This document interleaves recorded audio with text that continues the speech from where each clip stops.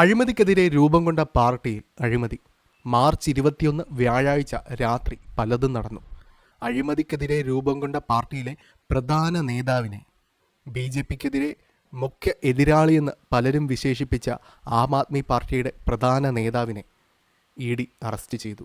അറസ്റ്റിലായത് പുത്തൻ ആശയധാരകളോടെ രൂപം കൊണ്ട പാർട്ടിയായ ആം ആദ്മി പാർട്ടിയുടെ സ്ഥാപക നേതാവായ അരവിന്ദ് കെജ്രിവാളാണ്. मैं अरविंद केजरीवाल ईश्वर की शपथ लेता हूं कि मैं विधि द्वारा എന്തൊക്കെയാണ് മാർച്ച് 21 രാത്രി നടന്നത്?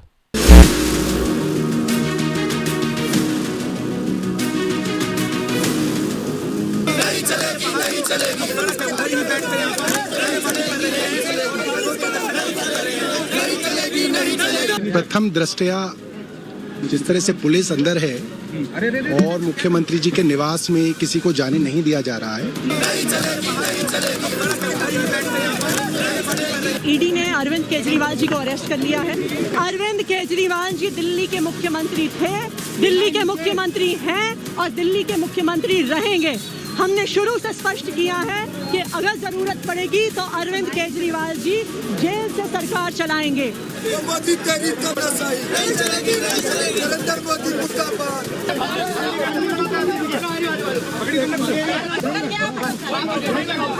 किस प्रकार से गुंडागर्दी, किस प्रकार से गुंडागर्दी है? मोदी सरकार की किस प्रकार से गुंडागर्दी है? किस प्रकार के बल का प्रयोग, किस प्रकार से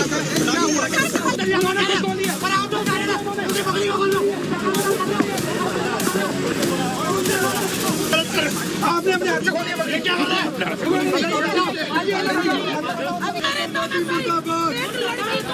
नरेंद्र मोदी मुर्दाबाद। एक तानाशाही देश के संविधान को खत्म कर रहा है। तानाशाही के तहत देश लोकतंत्र से चलेगा, देश संविधान से चलेगा।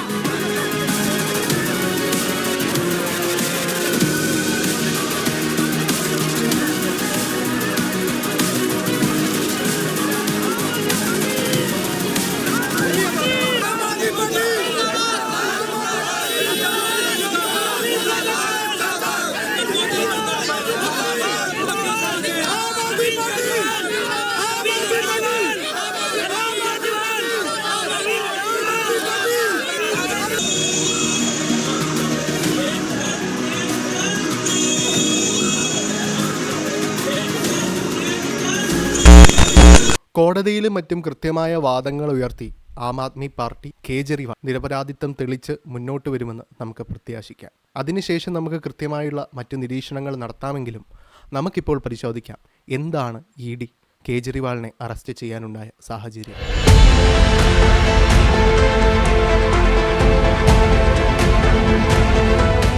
എന്താണ് കേജ്രിവാളിൻ്റെ അറസ്റ്റിലേക്ക് നയിച്ചത്?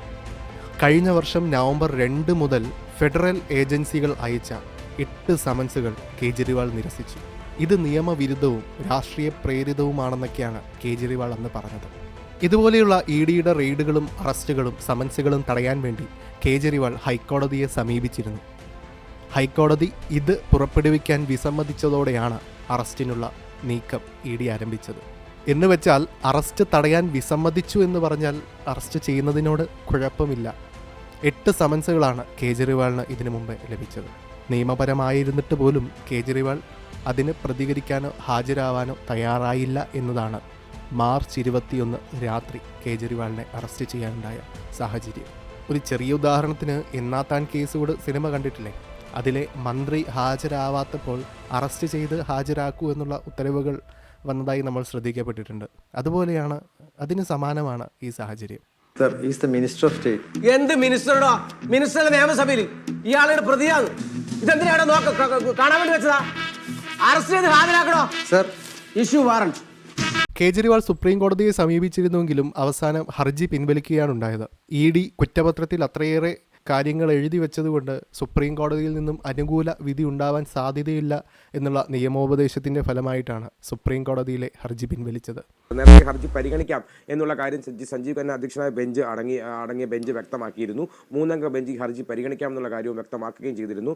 കവിതയുടെ അടക്കം ജാമ്യ ഹർജി തള്ളിയതും ഇതേ ബെഞ്ച് ആയതുകൊണ്ട് തന്നെ ഇന്നൊരു അനുകൂല സാഹചര്യത്തിലേക്ക് കാര്യങ്ങൾ എത്താൻ ഇടയില്ല എന്നുള്ളൊരു വിലയിരുത്തലാണ് ഇത്തരത്തിലൊരു നടപടിയിലേക്ക് ഇപ്പോൾ കേജ്രിവാളിനെ വെച്ചിരിക്കുന്നത്. ശേഷം കീഴ്ക്കോടതിയിൽ ജാമ്യാപേക്ഷയ്ക്ക് പരിഗണിച്ചുവെങ്കിലും ഇപ്പോഴത്തെ വാർത്തകളനുസരിച്ച് ജാമ്യം നിഷേധിച്ച് 6 ദിവസത്തിന് വേണ്ടി ED കസ്റ്റഡിയിലേക്ക് വിട്ടിരിക്കുകയാണ് കോടതി. മാർച്ച് 28 വരെയാണ് നിലവിൽ കസ്റ്റഡിയിൽ വിട്ടിരിക്കുന്നത്. അതായത് 6 ദിവസത്തെ കസ്റ്റഡിയാണ് ഇപ്പോൾ EDക്ക് കോടതി അനുവദിച്ചിരിക്കുന്നത്. സ്പെഷ്യൽ ജഡ്ജിയായിട്ടുള്ള കാവേരി ബവേജിയുടെ ഉത്തരവാണ് അല്പസമയം മുൻപ് വന്നിരിക്കുന്നത്. ഇപ്പോൾ ദൃശ്യങ്ങളിൽ കാണാൻ സാധിക്കുന്നത് റോസ് അവന്യൂ കോടതിയാണ്. റോസ് അവന്യൂ കോടതി ഗേറ്റ് നമ്പർ. ഇനി കേസിലേക്ക്. വളരെ സിമ്പിളായി പറഞ്ഞു കഴിഞ്ഞാൽ കേരളത്തിലെ ബാർക്കോഴ വിവാദങ്ങളുമായി സമാനതകളുള്ളതാണ് ഡൽഹി മദ്യനയ അഴിമതി കേസ്. നിയമവിരുദ്ധമായി സ്വകാര്യ വ്യക്തികൾക്ക് മദ്യശാല തുടങ്ങാൻ വേണ്ടി അനുമതി നൽകി എന്നുള്ളതാണ് കേസ്. ആ ലൈസൻസ് നൽകുന്നതിന് വേണ്ടി മദ്യനയത്തിലാകെ വെള്ളം ചേർത്ത് ലൈസൻസ് നേടാൻ സിസോദിയയുടെ അടുപ്പക്കാർക്ക് കോടികൾ കൈക്കൂലി നൽകിയെന്നാണ് CBI കേസ്. വിശദമായി പറഞ്ഞാൽ ഡൽഹിയിലെ മദ്യശാലകൾ നടത്തിയിരുന്നത് സർക്കാരും പ്രൈവറ്റ് ഏജൻസികളും ചേർന്നാണ്. കോവിഡിന്റെ 2ാം പീക്ക് ടൈമിൽ, അതായത് 2021-22 കാലഘട്ടത്തിൽ എക്സൈസ് മന്ത്രി ഉപമുഖ്യമന്ത്രിയായ സിസോദിയ വന്നതിന് ശേഷമാണ് ഈ വിവാദങ്ങൾക്ക് തുടക്കം. സിസോദിയാണ് മദ്യനയത്തിൽ കാര്യമായ മാറ്റങ്ങൾ കൊണ്ടുവന്നത്. മദ്യനയത്തിന്റെ പരിഷ്കരണത്തിന്റെ ലക്ഷ്യങ്ങൾ എന്ന് പറഞ്ഞാൽ സർക്കാരിന്റെ വരുമാന വർധന, ഉപഭോക്താക്കൾക്ക് നല്ല സേവനം നൽകുക, അനധികൃതമായിട്ടുള്ള മദ്യവിൽപ്പന അവസാനിക്കുക എന്നുള്ളതൊക്കെയായിരുന്നു. അപ്പോൾ കേസ് ഡൽഹി സർക്കാരിന്റെ 2021-22 എക്സൈസ് നയം രൂപീകരിക്കുന്നതും നടപ്പിലാക്കുന്നതും സംബന്ധിച്ചും അഴിമതിയും കള്ളപ്പണം വെളുപ്പിക്കുന്നതുമൊക്കെ ആരോപിച്ചാണ് കേസ്. എക്സൈസ് നയത്തിൽ AAP നേതാക്കൾക്ക് 100 കോടി മുതൽ 600 കോടി വരെ കിക്ക് ബാക്കുകൾ ലഭിച്ചതായിട്ട് ED അവകാശപ്പെടുന്നു. ED സമർപ്പിച്ച റിപ്പോർട്ടിൽ കേജ്രിവാളിന്റെ പേര് ഒന്നിലധികം തവണ പരാമർശിക്കപ്പെടുന്നുണ്ട്. എക്സൈസ് നയം രൂപീകരിക്കുന്നതിന് വേണ്ടി പ്രതികൾ കേജ്രിവാളുമായി ബന്ധപ്പെട്ടിരുന്നു എന്ന് ED ആരോപിക്കുന്നു. ഇപ്പോൾ AAP നേതാവും ഉപമുഖ്യമന്ത്രിയുമൊക്കെ ആയിരുന്ന മനീഷ് സിസോദിയയും സഞ്ജയ് സിംഗുമൊക്കെ ജുഡീഷ്യൽ കസ്റ്റഡിയിലാണ് കഴിഞ്ഞ 1 വർഷമായി. വിശദമായി മദ്യനയം പരിശോധിച്ചാൽ സർക്കാർ പൂർണ്ണമായും വിൽപ്പന രംഗത്ത് നിന്നും പിന്മാറി മൊത്തത്തിൽ സ്വകാര്യ വ്യക്തികൾക്ക് കൈമാറി ഈ മദ്യനയ പ്രകാരം. കൂടാതെ മദ്യത്തിന്റെ പരമാവധി വിലയിൽ നിന്നും ഓഫറുകളൊക്കെ നൽകി വില കുറച്ചും മദ്യം വിൽപ്പന നടത്താനുള്ള അനുമതി നൽകി. പിന്നീട് ഹോം ഡെലിവറി, ഒന്നെടുത്താൽ ഒന്ന് ഫ്രീ. ഒരു കണക്കനുസരിച്ച് ഒരു മാസം 90% മദ്യവും 50%-ഓളം വിലക്കിഴിവിലാണ് വിറ്റഴിച്ചത്. പ്രീമിയം, സൂപ്പർ പ്രീമിയം ഷോപ്പുകളിലൊക്കെ മദ്യം രുചിച്ചതിന് ശേഷം മാത്രം പണം നൽകിയാൽ മതി എന്നുള്ള ഓഫറുകൾ വരെ വന്നു. മൊത്തത്തിൽ പോസിറ്റീവായിട്ടുള്ള കാര്യം, ക്യൂ ഒഴിവായി, മൊത്തത്തിൽ സിസ്റ്റമാറ്റിക് ആയി കാര്യങ്ങൾ. പക്ഷേ പുലർച്ചെ 3 മണി വരെ വിൽപ്പനകൾ നീണ്ടു. നേരത്തെ 21 ദിവസം വർഷത്തിൽ അവധി ഉണ്ടായിരുന്ന മദ്യ ഷോപ്പുകൾക്ക് 3 ദിവസമായി കുറച്ചു. ഇൻഡിപെൻഡൻസ് ഡേ, റിപ്പബ്ലിക് ഡേ, പിന്നെ ഗാന്ധി ജയന്തി. ഈ നയപ്രകാരം ഡൽഹിയെ 32 മേഖലകളായി തിരിച്ച് ഓരോ മേഖലയിലും 27 മദ്യശാലകൾക്കാണ് അനുമതി നൽകിയത്. മൊത്തത്തിൽ സ്വകാര്യ മേഖലയിൽ 849 മദ്യശാലകൾ തുറക്കാനുള്ള അനുമതിയാണ് നൽകിയത്. അതുവരെ സർക്കാർ നടത്തിയിരുന്ന 580 മദ്യശാലകൾ 2021 ഒക്ടോബർ 1 അടച്ചുപൂട്ടി. അതിനുശേഷമാണ് സ്വകാര്യ മേഖലയിൽ 849ഓളം മദ്യശാലകൾക്കായിട്ടുള്ള ലേല നടപടികൾ ആരംഭിച്ചത്. അപ്പോൾ ഇതൊക്കെ വെച്ചുകൊണ്ട് 2021 നവംബർ 17 പുതിയ മദ്യനയം നിലവിൽ വന്നു. സ്വകാര്യ മേഖലയിലെ 849 മദ്യശാലകളിൽ 639 തുറന്നു. മദ്യനയത്തിന്റെ കാലാവധി 2 തവണ 4 മാസം വെച്ച് കൂട്ടുന്ന സാഹചര്യം ഉണ്ടായെങ്കിലും ജൂൺ 5 സംസ്ഥാന ക്യാബിനറ്റ് മദ്യനയം അംഗീകരിച്ചു. ഈ പറഞ്ഞതുപോലെ മദ്യശാലകൾ സെറ്റായി, പ്രവർത്തനങ്ങൾ സിസ്റ്റമാറ്റിക്കായി, ബുദ്ധിമുട്ടുകളൊന്നുമില്ലാതെ മദ്യം ലഭിക്കുന്ന അവസ്ഥയിലുമെത്തി. വിലക്കുറവുകളും ഓഫറുകളും എല്ലാം ഉൾപ്പെടെ. ഇതൊക്കെ കണ്ടു തന്നെ മദ്യപാനം പ്രോത്സാഹിപ്പിക്കുന്ന രീതി ആയതുകൊണ്ട് തന്നെ വിദ്യാഭ്യാസ സ്ഥാപനങ്ങളും മറ്റ് മതസ്ഥാപനങ്ങളൊക്കെ ഇതിനെതിരെ രംഗത്ത് വന്നിരുന്നു. അതിനുശേഷം ആദ്യമായി കോൺഗ്രസും പിന്നെ പുറകെ BJPയും ഒക്കെ പരാതി ഉന്നയിച്ചുകൊണ്ടുവന്നു. एक तो वेयर इज लोकपाल और दूसरा see no Lokpal, hear no Lokpal, talk no Lokpal. Kejriwal ji ने अब लोकपाल के ऊपर शोर मचाते मचाते अब अपने मुंह के ऊपर लोकपाल का नाम लेना ही बंद कर दिया, उसके ऊपर ताला लगा दिया. 2 मुख्य सिफारिशें करी और वो दोनों मुख्य सिफारिशों को ठीक उल्टा केजरीवाल ने किया. लिकर स्कैम उसी का नाम. एक सिफारिश उन्होंने करी कि जो होलसेल लिकर का ट्रेड है दिल्ली में वो सीधे के सीधे सरकार के पास होना चाहिए. उन्होंने एग्जाम्पल दिया कर्नाटका का. उन्होंने कहा कि अगर होलसेल और रिटेल दोनों प्राइवेट के हाथ में होगा तो इसमें चोरी होगी, लीकेज होगी, और इसलिए होलसेल सरकार को पूरा अपने हाथ में रखना चाहिए. सरकार ने उसका ठीक उलट किया और यही स्कैम में आ रहा है. होलसेल प्राइवेट के हाथ में दे दिया और 5% से बढ़ा करके 12% उसके अंदर इन्होंने कमीशन उसके अंदर रख दिया, जिसके अंदर से 12 में से 6% इन्होंने किकबैक इसमें लिया. इस पत्र से एक एक चीज स्पष्ट है. सिंपल सी बात है कि हम पब्लिक डोमेन में की गई इन बातों को हम बहुत गंभीरता से ले रहे हैं. जब किसी को कॉल आता है तो वो छुप नहीं सकता. हुए हैं वो वापस कैसे दिल्ली के खजाने में पैसे आएंगे। गारंटी इस बात की चाहिए कि भ्रष्टाचारी कैसे सलाखों के पीछे जाने चाहिए। गारंटी इस बात की हमें चाहिए कि दिल्ली के बच्चों की, दिल्ली के महिलाओं की जो गली गली शराब की दुकान खोलने का एक प्रयास किया गया, उस पर न्याय कैसे हो। പക്ഷേ എന്നിരുന്നാലും ലഫ്റ്റനന്റ് ഗവർണറുടെ തീരുമാനത്തിന് ഇത് അയച്ചില്ല, ഗവർണറുടെ കൺസെന്റ് കിട്ടിയില്ല എന്നതിൽ നിന്നുമാണ് ഈ കേസിന്റെ തുടക്കം. പ്രൊസീജിയർ ലാപ്സ്, ഇത് നിയമവിരുദ്ധമാണ് എന്നതുകൊണ്ട് തന്നെ ലഫ്റ്റനന്റ് ഗവർണർ VK സക്സേനയുടെ പരാതിയുടെ അടിസ്ഥാനത്തിൽ 2022 ജൂലൈയിൽ തന്നെ CBI അന്വേഷണത്തിന് ശുപാർശ ചെയ്തു. അതിനുശേഷമാണ് ഇത് തുടർന്ന് വലിയ ചർച്ചയിലേക്ക് നയിക്കപ്പെട്ടത്. പിന്നീട് മദ്യ ദൗർലഭ്യം, ലൈസൻസ് ഫീ ഇനത്തിൽ സർക്കാരിന് കോടികളുടെ നഷ്ടമുണ്ടായി എന്നൊക്കെയുള്ള റിപ്പോർട്ട് ചീഫ് സെക്രട്ടറി കൈമാറിയതിന് ശേഷമാണ് CBI, ED എന്നിവർ അന്വേഷണത്തിന് വേണ്ടി ഇറങ്ങുന്നത്. തുടർന്ന് ഡൽഹി മദ്യ വ്യവസായികളുടെ സംഘടന ഹർജിയുമായി മുമ്പോട്ട് വരുന്നു. ആദ്യം തന്നെ വലിയ രീതിയിലുള്ള നികുതി വാങ്ങുന്നത് വൻകിടക്കാരെ സഹായിക്കാനുള്ള നീക്കമായിട്ടാണ് അവർ ഹർജിയിൽ പരാമർശിച്ചിരുന്നത്. അങ്ങനെ ലൈസൻസ് ഇളവിലൂടെ 144.36 കോടി സർക്കാരിന് നഷ്ടം വന്നു. വ്യവസായി ശരത് റെഡ്ഡി, മകുന്ദ ശ്രീനിവാസലു റെഡ്ഡി, K കവിത എന്നിവരടങ്ങുന്ന സൗത്ത് ഗ്രൂപ്പിന് 2021-22 പുതിയ എക്സൈസ് നയത്തിന് കീഴിൽ ഡൽഹിയിലെ 32 സോണുകളിൽ 9 സോണുകളും ലഭിച്ചു. മൊത്തക്കച്ചവടക്കാർക്ക് സാധാരണയില്ലാത്ത രീതിയിൽ 12% ലാഭവും ചില്ലറ വിൽപ്പനക്കാർക്ക് ഏകദേശം 185% ലാഭവും നൽകിയാണ്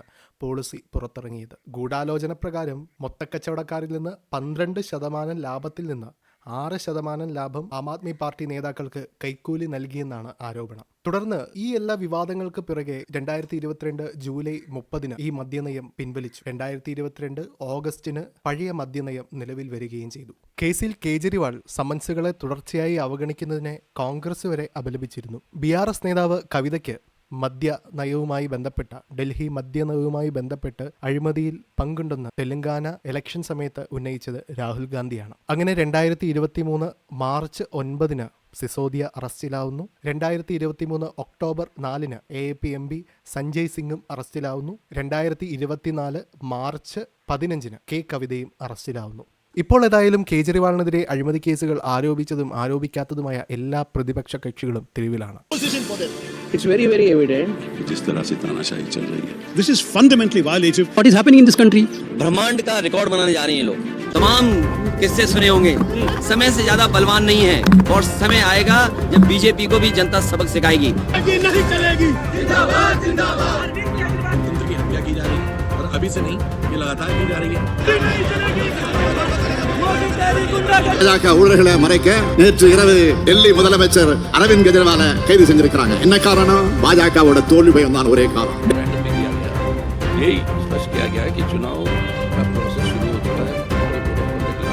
പ്രൊഡക്റ്റ് വന്നിട്ട് തന്നെ 6-7 ദിവസമായി. നമ്മളെല്ലാവരും ഇറങ്ങി പ്രചരണം ചെയ്യുന്ന ഒരു സമയമാണ്. അദ്ദേഹം ഒരു മുഖ്യമന്ത്രിയുമാണ്, ഒരു പ്രധാനപ്പെട്ട രാഷ്ട്രീയ പാർട്ടിയുടെ അധ്യക്ഷനുമാണ്. അദ്ദേഹത്തിനെ അറസ്റ്റ് ചെയ്യുമ്പോൾ ശരിക്കും അവർ പറയുന്നത് ഈ പാർട്ടിയുടെ കൈയും കാലും കെട്ടിച്ചിട്ടാണ് അവർ ഇറക്കാൻ പോകുന്നത്. नया शराब धोरण निश्चित करते समय